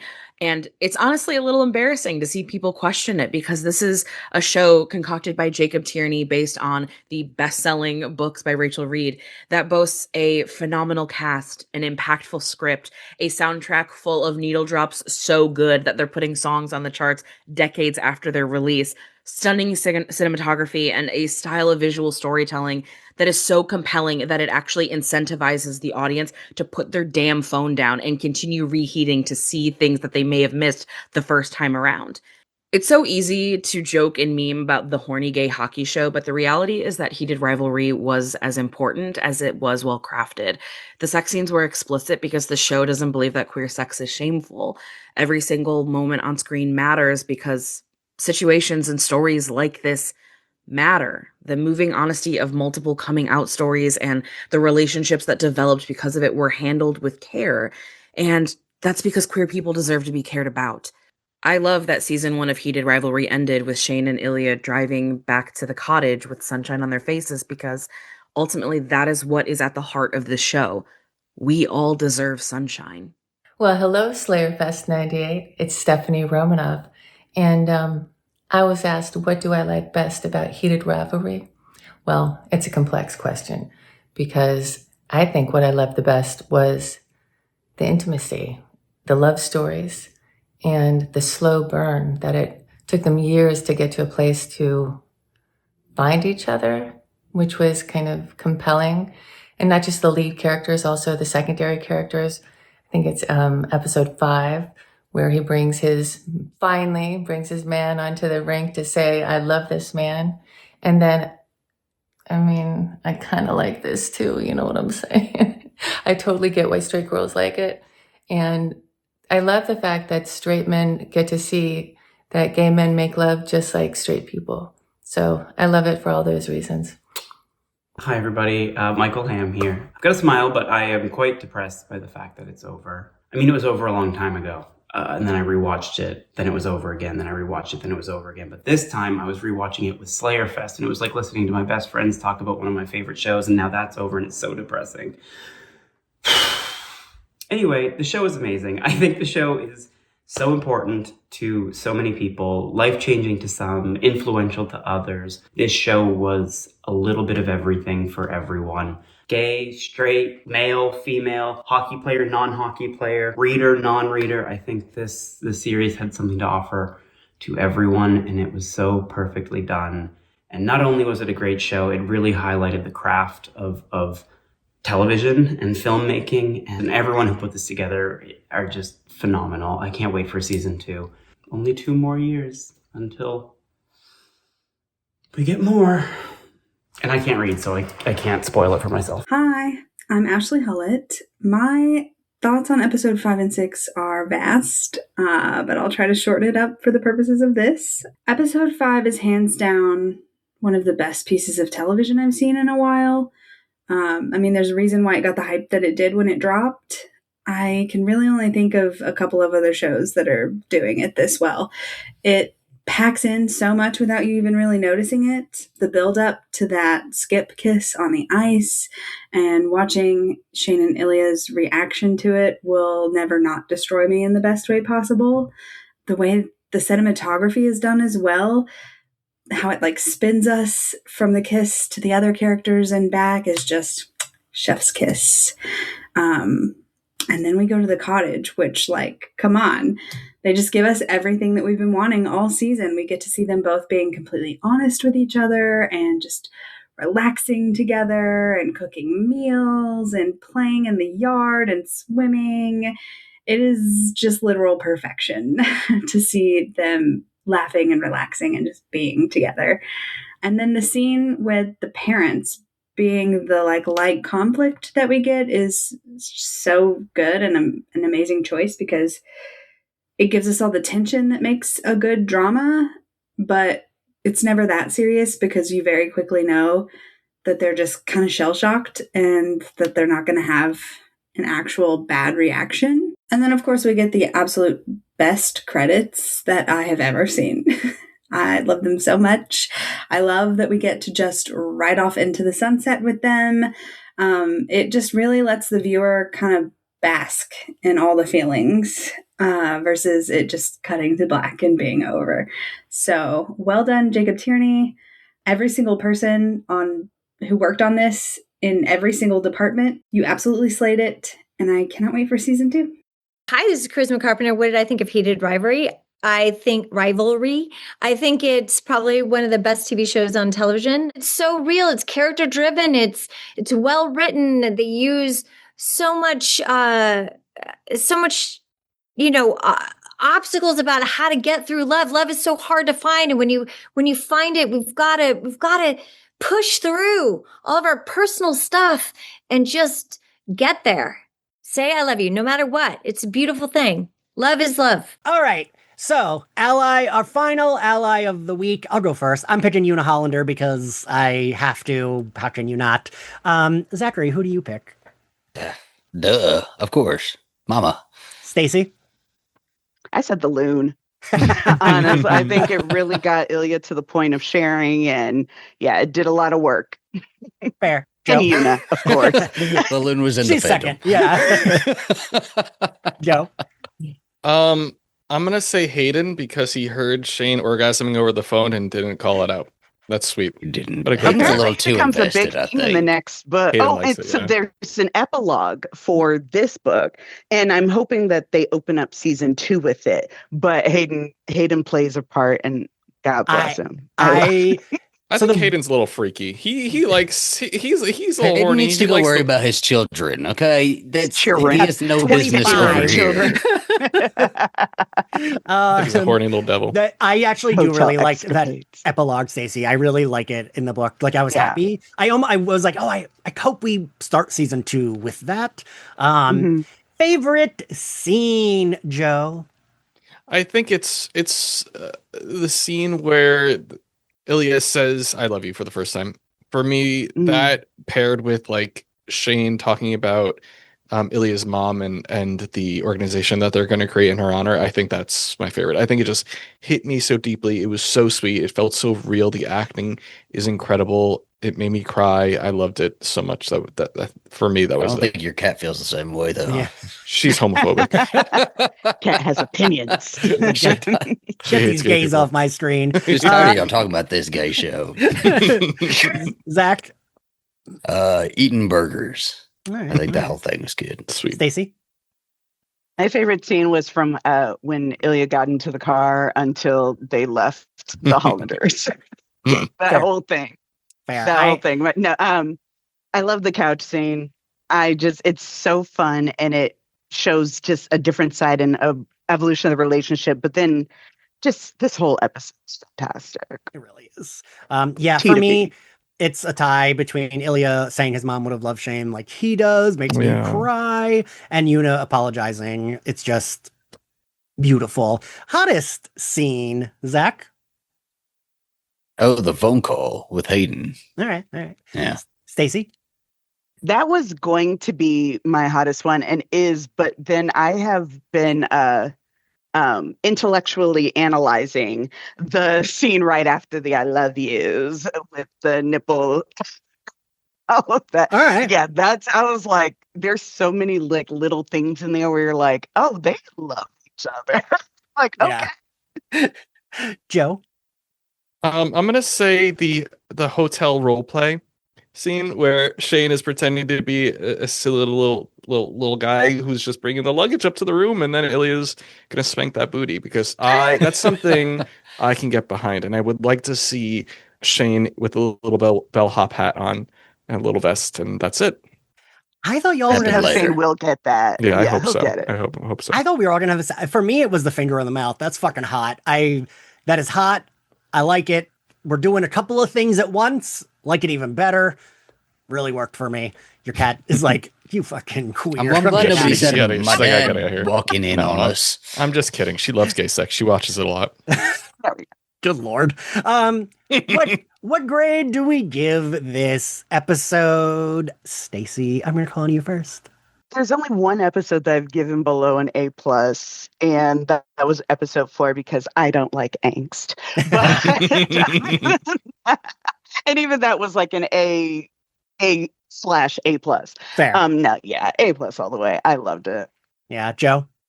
A+. Yeah, no, it was a perfect piece of media. I would change nothing. Zach. Yeah, what's there to complain about? A+++. Yeah, same. Sweeping the win with all around A pluses. Thank you all for joining me. This was a lot of fun. I'm sorry I kept you all so fucking long. Thank you all for listening. This was a lot of fucking fun covering the show. Joe, thank you for doing this with me. Of course. Thank you so much for having me. This was the honor of my lifetime. I'm so grateful to have been here with you guys. It's meant so much to me. Well, Joe, now that you are married to me, you will have to put up with doing other things with me. Sure. So, yeah, I did not know if this would do well. This is very outside of what I normally cover, and this did better than anything I've covered in a long time. So that was nice too to see. If you liked Slayerfest 98, you can find us on all podcasting platforms like Spotify, Apple Podcasts, anywhere else you get your podcasts. You can watch us on our YouTube channel because all of our recordings are video recordings. You can see our pretty faces. And if you want to support us on Patreon, we're going through every episode of Buffy as it turns 25. We have The Body coming up. And we're on season 5. We're also going through X-Men the Animated Series and Batman the Animated Series. We have Book Club, which our first book club meeting is going to be on Heated Rivalry. We have watch-alongs, hangouts, other things. Any and all support is much appreciated. If you want to follow me, I'm at ENX Carlos on all social media platforms. Stacey, where can everyone find you? I'm at Sticky Keys or at Sticky Keys 633, pretty much everywhere. I do have a YouTube starting very soon. It'll be called The Sticky Situation. It's very exciting. Reviews, interviews, reactions, etc. So I'm really excited to get that off the ground. But until then, hit me up on Instagram or TikTok. Nice. Zach, where can everyone find you? Shopbeyonce.com. You can find me at patreon.com/AZB plus PLUS. And yeah, this fun. And you also do a horror podcast with somebody? No. My Bloody Judy is our horror podcast. You can find us on all platforms and at My Bloody Judy. Joe, where can everyone find you? I'm so glad you asked. I'm at Joe Organa on all social media. I'm a Twitch streamer. I stream Monday, Wednesdays, Fridays, 7 p.m. Eastern Standard Time. I'm also on a Star Wars RPG show on YouTube called Luminous Odyssey, so please check that out. And I'm also going to be covering the new Star Wars show Maul with Bombad Cast, so check them out on YouTube as well. Please follow me. I'm so lonely. I have no friends in real life, so please. MOLL? What kind of mall is that? MAUL. Yes. Oh, yes, like it's a new animated Star Wars Darth series. Maul. I was thinking Maul too. I don't know how the two Darth Maul. connect, I was like, but the mall. No, not the mall. The Jersey accent, isn't it? I haven't even heard of that show. Yes, it's coming out. It hasn't come out yet, but it will be coming out, and I'm going to be covering it with my good friends over at Bombad Cast. I'm going to be co-hosting the show. So come, if you're missing me after Heated Rivalry with Slayerfest 98, come watch Bombad Cast. Come on. Hell yeah. And I'm working on making Joe have friends in real life. We live very close to each other. I don't either, Joe. It's okay. Some people prefer to hang out with people on the internet. That's Some me. people do. All right, everybody. Well, thanks for watching. And we have one more more Heated Rivalry episode after this, and it's all of our What interviews. the fuck are you doing now? It's all our interviews with the cast members that we've done, but like the full ones. We cut them down to 15 minutes. They were all like 30 to 45 minutes. We're putting them all together, and that'll be our final episode. So keep a lookout for that, and appreciate everyone's support. We'll see you later. Bye. Bye.